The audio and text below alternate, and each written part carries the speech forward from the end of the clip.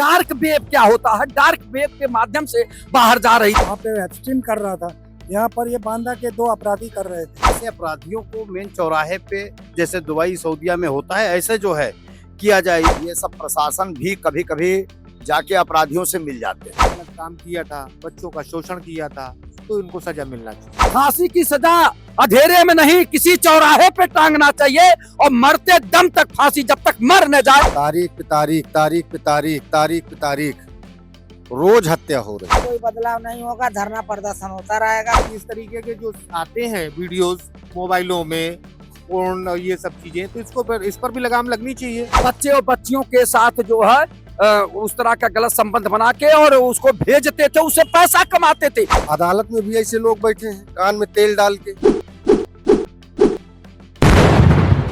नमस्कार, मैं कीर्ति और आप देख रहे हैं इन न्यूज। स्वागत है आपका हमारी खास पेशकश माहौल कैसा है। बांदा से एक ऐसा मामला सामने आया जिसने हर किसी को झकझोर कर रख दिया।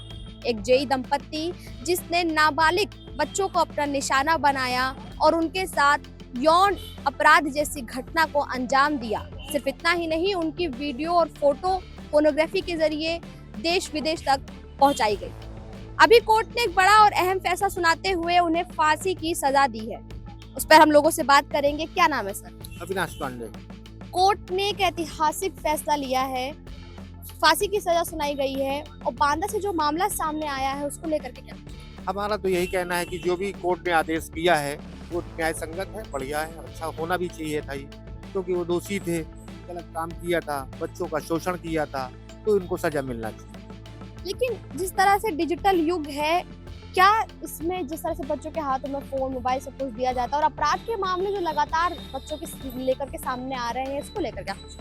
अब ये तो भाई इसमें तो कोर्ट को इस पे भी रोक लगाना चाहिए कि इस तरीके के जो आते हैं वीडियोस मोबाइलों में और ये सब चीजें, तो इस पर भी लगाम लगनी चाहिए। लेकिन जो उन्होंने कृत्य किया है एक सरकारी पद पर बैठ करके, वो इस तरीके का शोभनीय था, उनको सजा मिलनी ही चाहिए। सजा का समर्थन कर रहे हैं लोग, आपको क्या कुछ कहना है? एक सरकारी आदमी पत्नी के साथ मिलकर के इस घृणित अपराध को अंजाम देता है। कीर्ति जी, ये बहुत गंभीर मामला है, संवेदनशील मामला है और आपको मालूम होना चाहिए कि यहाँ देश के लोग नहीं जान पाए। इंटरपोल ने कहा, यहाँ की तब सीबीआई और तमाम जांचें जो है चलने लगी। इंटरपोल से खबर आई कि वो डार्क वेब क्या होता है, डार्क वेब के माध्यम से बाहर जा रही थी। ये लोग जो है 3 साल, 5 साल, 6 साल बच्चे और बच्चियों के साथ जो है उस तरह का गलत संबंध बना के और उसको भेजते थे, उससे पैसा कमाते थे। इतना नैतिक पतन हो गया भारत में कि शुरुआत बताइए कि भारत में, और दुख होता है कि राम राज्य की सरकार है, उसके बाद भी जो है राम भवन इंजीनियर जैसा व्यक्ति इस तरह का काम कर रहा है, जिसको 80 से 85 हजार वेतन मिलता है। इतनी नैतिकता का पतन हो रहा है कि सोच लीजिए। तो ऐसे लोगों को फांसी की सजा अंधेरे में नहीं, किसी चौराहे पे टांगना चाहिए और मरते दम तक फांसी जब तक मर न जाए तब तक फांसी पे लटकाना। तो आज भी कह रहे हैं कि हम निर्दोष हैं, अपनी गलती नहीं मानने, कह रहे हैं हम उच्च न्यायालय जाएंगे, हम निर्दोष हैं, गलत कुछ नहीं किया हमने। भारत में बहुत कुछ है। मुझे दुख होता है कि भारत की या तो जांच प्रक्रिया गड़बड़ है और या तो यहाँ का जो कानून है थोड़ा ढीला ढाला नजर आता। आपको पता है, फिर गुस्सा लग रही है, लेकिन मैं गुस्से में नहीं, शांति से बताऊंगा। निठारी हत्याकांड वो भी जघन्य अपराध था। मुनेन फंडेर और सुरेंद्र कोहली जो है छोटे छोटे बच्चों को मांस काट के जो है और शराब जो है उनके मांस का सेवन करते थे और शराब पीते थे। लेकिन हमारे यहाँ का पुलिस डिपार्टमेंट, वहाँ का आयु और वहाँ का सीओ, इंस्पेक्टर और वहाँ के एसपी क्या कर रहे थे? क्यों नहीं सही जांच किए? अगर वो सुरेंद्र कोहली और मुनेन पंडेर निर्दोष थे तो दोषी कौन था? उन दोषियों को क्यों नहीं पकड़ा गया? जैसे आज ये राम भवन इंजीनियर बोल रहे हैं कि हम निर्दोष हैं, तो इंटरपोल ने जब भारत के जांच एजेंसियों को अवगत कराया कि आपके यहाँ से छोटे छोटे बच्चों का डार्क वेब, यानी उनका जो है शारीरिक शोषण करके फिल्म बनाकर बेचा जा रहा है, तब जाके हमारे देश और प्रदेश की पुलिस जागी। तो ये बहुत दुख होता है कि हमारे प्रदेश और देश की लाइव इंटेलिजेंस क्या कर रही है। ऐसे लोगों को फांसी की सजा होनी चाहिए। फांसी की सजा होनी चाहिए। 5 साल लग गए, बच्चों के साथ हो रहे हैं ये अपराध, और कहा जाता है कि सबसे संवेदनशील मामले होते हैं ये, और इनमें जल्द से जल्द कार्रवाई का प्रावधान है। उसके बावजूद 5 साल लग गए न्याय देने में। देखिए ऐसा है, पहली बात तो हमारा कानून बहुत लचीला है, पहली चीज। दूसरे ये है पुलिस प्रशासन या अन्य प्रशासन, ये सब प्रशासन भी कभी कभी जाके अपराधियों से मिल जाते हैं और मिलने के बाद अपराध को बढ़ावा देते हैं। तो पहले तो यह है कि हमारे नैतिकता का जो पतन हो चुका है उस पर गंभीरता से शासन, प्रशासन, न्यायपालिका और जनता और सरकार को सोचना चाहिए। पैसे कमाने के लिए जिस तरीके से अब हरकतें की पैसा गई, कमाने की कहाँ जरूरत पड़ती है बताइए। जब इंजीनियर वह था तो इंजीनियर को एक अच्छी वेतन मिलती है, अच्छे पद प्रतिष्ठा सम्मान मिलता है, लेकिन ये है कि आज जो अनिश्चितता का दौर चल रहा है, जो भय का दौर चल रहा है, जो अपराध का दौर चल रहा है, जो भ्रष्टाचार का दौर चल रहा है, उस दौर पर न्यायपालिका, कार्यपालिका, विधायिका लगाम क्यों नहीं लगा पाती, उसको खत्म क्यों नहीं कर पाती है। अब जब नहीं खत्म करेगी, एक अपराधी न्यायालय से छूट जाता है, एक अपराधी पुलिस से छूट जाता है, एक अपराधी अपराध करके बड़ा भारी नेता बन जाता है, मंत्री बन जाता है, विधायक बन जाता है, आईएएस बन जाता है, जज बन जाता है, तो ये बढ़ावा नहीं तो और क्या दिया जा रहा है। जब इस तरीके से आप अपराध को बढ़ावा देंगे, अनैतिकता को बढ़ावा देंगे, भ्रष्टाचार को बढ़ावा देंगे, जो हमारी सरकार, जो हमारी न्यायपालिका, जो हमारी कार्यपालिका, जो हमारी विधायिका इनको सुधारने के लिए बनाई गई है, वह खुद भ्रष्टाचार में अगर लिप्त हो जाएगी तो पता चला इस तरीके से भ्रष्टाचार होंगे और होने के बाद कितनी न्यायपालिका सजा सुनाएगी और कितने न्यायपालिका में देखिए अभी कोई मैटर आपका आता है तो अर्दली से लेके सब पूरी तरीके से पता चला सब पैसा लेते हैं, तब उसके बाद उस पर निर्णय होता है, वकील उस पर न्याय कुल मिलाकर के और सुरक्षा जो कानून व्यवस्था है और मजबूत करने की जरूरत है। सुरक्षा नैतिकता का जो पतन हो गया है उसको न्यायपालिका, कार्यपालिका, विधायिका, नेतागिरी सबको देखना होगा, तभी यह खत्म होगा। खाली न्यायपालिका का कर्तव्य नहीं है कि खाली न्यायपालिका का कर्तव्य नहीं है, फांसी की सजा दी गई है और ऐसा कई और मामले भी ऐसे होंगे। बच्चों से जुड़े इस तरह के कई मामले सामने आते हैं। आज एक में फांसी की सजा सुनाई गई है। क्या लगता है ये एक मील का पत्थर साबित होगा उन अपराधियों के खिलाफ जो बच्चों के साथ इस तरीके की घटना को अंजाम देते हैं? जो कोर्ट ने ये फैसला दिया है वो सराहनीय फैसला है और जो है इससे मैसेज एक बहुत अच्छा जाएगा। और जो इस प्रकार के अपराधी हैं और देखा जाए तो जो साइबर कैफे वाले हैं, वीडियो बनाते हैं और इसके बाद जो है लोगों को बेचते हैं, इन पे भी जो है साइबर कैफे पुलिस को देखना चाहिए, ध्यान देना चाहिए, लेकिन ध्यान नहीं देती है। और देखा जाए तो ऐसे अपराधियों को मेन चौराहे पे जैसे दुबई, सऊदीया में होता है, ऐसे जो है किया जाए। इस प्रकार का अगर नहीं किया गया तो एक इंजीनियर नहीं 10 इंजीनियर तैयार होते हैं और ऐसे कार्य कर रहे हैं। एक नहीं 10 इंजीनियर तैयार होंगे, ऐसे कार्य करेंगे, घटना को अंजाम देंगे। क्या कुछ कहना है? कोर्ट ने एक ऐतिहासिक फैसला लेते हुए फांसी की सजा सुनाई है दंपति। देखिए, चाहे फांसी की सजा सुना दें और चाहे उनको जो है कुछ भी कर दें, हिंदुस्तान में लोग इतने निरंकुश हो चुके हैं। अभी 8 फरवरी को देखिए पवन विश्वकर्मा की हत्या हुई फतेहपुर में, आज तक पुलिस ने मुकदमा नहीं लिखा है।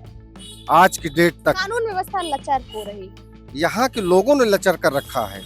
सरकार को चाहिए इस पे कड़ाई से एक्शन ले। 2010 से शुरू हुआ ये मामला और 20 में आकर के जानकारी हुई और 26 में सुनवाई होकर के पूरा मामला खत्म हुआ और सजा सुनाई गई। जो गैप है ये बहुत कुछ बयां करता है। देखिए, ये हिंदुस्तान है, तारीख पे तारीख, तारीख पे तारीख, तारीख पे तारीख, रोज हत्या हो रही, इतने लोग निरंकुश हैं।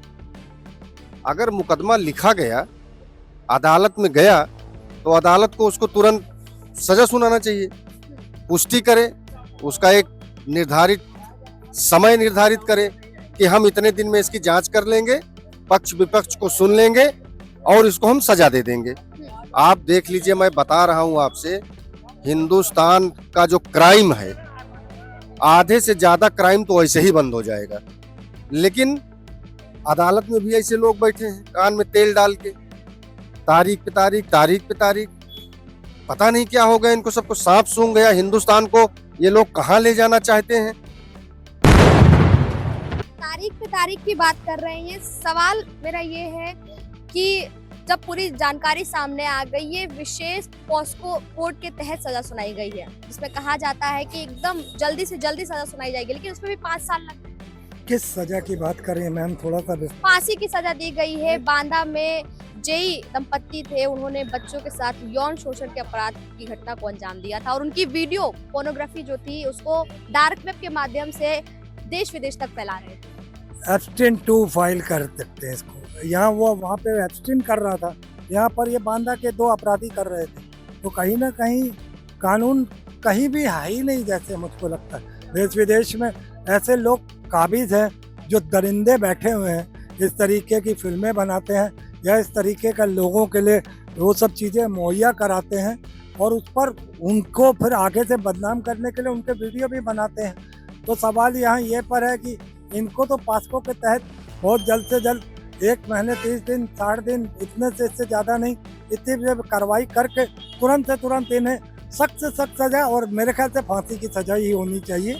ऐसे दरिंदों को अगर जब डर तभी बनेगा जब हम 2-4 ऐसे मिसाल पेश करेगी सरकार। तो क्या लगता है इस जो कोर्ट ने फैसला लिया इसके बाद कुछ परिवर्तन आएगा, कुछ बदलाव देखने को मिल सकता है? देखिए, एक आध परिवर्तन से नहीं होता। मैंने वही कहा ना कि अब लगातार हो रही इस तरीके की घटनाएं कोई एक नहीं है ना। कई बार मंत्रियों, सांसदों, विधायकों पर सब पे इल्जाम आ रहे हैं और वो भारतीय जनता पार्टी से भी जुड़े हैं, है ना। तो ये सवाल ये है कि जब सत्ता पक्ष अपने लिए कहीं ना कहीं बचाव का रास्ता बना लेता है तो कहाँ से न्याय मिल पाएगा। मगर आपने सवाल अच्छा किया कि क्या आगे इसमें बदलाव देखेंगे। यकीनन मुझे लगता है कि इस तरीके से अगर लगातार हो रही गिरफ्तारियां और उन पर कार्रवाइयां होती है और उन्हें सही माकूल सजा सरकार देती है, कोर्ट देती है, तो मुझको लगता है कि बदलाव निश्चित रूप से होगा। बदलाव निश्चित रूप से आएगा। यहाँ पर कुछ और लोग भी बैठे हैं, हम उनसे भी बात करेंगे। आपको क्या लगता है कोर्ट ने जो फैसला लिया है क्या वो बदलाव लाएगा समाज में? वो कोई बदलाव नहीं होगा, धरना प्रदर्शन होता रहेगा। कोई बदलाव, जो बदलाव होना था हो गया। बदलाव नहीं होगा, जनता जो कह रही है वो कह रही है कि बदलाव नहीं होगा, बस चीजें इसी तरह से चलती रहेंगी। अक्सर देखा जाता है, लोग कहते हैं अपराध वो लोग करते हैं जो पढ़े लिखे नहीं होते, पैसों की तंगी होती है।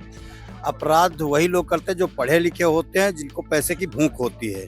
अब वो नौकरी करते थे, इंजीनियर थे, एक बहुत बड़ा जो है पैसा पैदा करते थे, इसके बाद ऐसा घिनौना काम किया और कोर्ट ने थोड़ा समय लगा दिया। इनको तुरंत जो है फैसला करना चाहिए था, फांसी की सजा देनी चाहिए। जैसा कि आपने देखा, यहाँ उपस्थित तमाम लोगों से हमने बात की और जनता जो है वो कोर्ट के इस फैसले से काफी खुश है और उनकी ये मांग भी है कि इस तरीके के आपराधिक मामलों में कोर्ट और भी जल्दी फैसला सुनाने की कोशिश करे, कड़ा कानून लाया जाए ताकि जल्द से जल्द आरोपियों को सजा दी जा सके। साथ ही लोगों ने ये भी मांग की है कि इस तरीके के जो भी मामले सामने आते हैं उसमें फांसी का जो प्रावधान है उसे कड़ाई से और सख्ती के साथ लागू किया जाए ताकि वो एक नजीर बने, एक मिसाल बने उन तमाम अपराधियों के लिए जो बच्चों के साथ इस तरीके की घटनाओं को अंजाम देने की कोशिश करते हैं। इस पूरे मामले पर आपका क्या कुछ कहना है, हमें कमेंट बॉक्स में अपनी राय जरूर बताइए। कैमरा पर्सन रमेश वर्मा के साथ मैं कीर्ति, इन न्यूज़ लखनऊ।